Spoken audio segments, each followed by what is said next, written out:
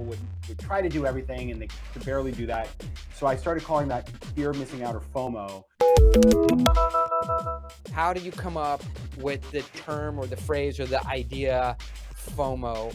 It's a major psychological lever, as I said, in everything we do. So in some ways it was sitting there just obvious in front of you, but how did you surface and put it into the national consciousness? So basically, I was a first-year student at Harvard Business School, 2002. I had just seen, I was in New York City the day that the Twin Towers fell, September 11th. And after that, I sort of was like, the world is so unpredictable. You know, I was working on Wall Street, I had like a stable job, and then all of a sudden, like overnight, I was like, oh my God, you never know what's gonna happen. I gotta live for the moment all the time. But I was still working all the time, so I didn't have time to really live all that much. And then when I got to business school, I found myself in an incredibly choice-rich environment. So many opportunities, socially, professionally, intellectually, but like mostly socially. And I would find that I was like triple booked all the time. And I tried to do everything, and I was basically stressed out. It was like I had all these good things, but I couldn't really enjoy them because I was trying so hard to get to the next thing that I could do that day.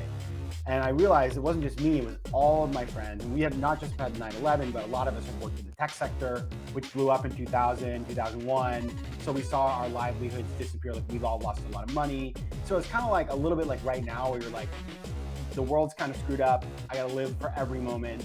And so I noticed it was a culture of the school that people would try to do everything and they could barely do that. So I started calling that fear of missing out, or FOMO.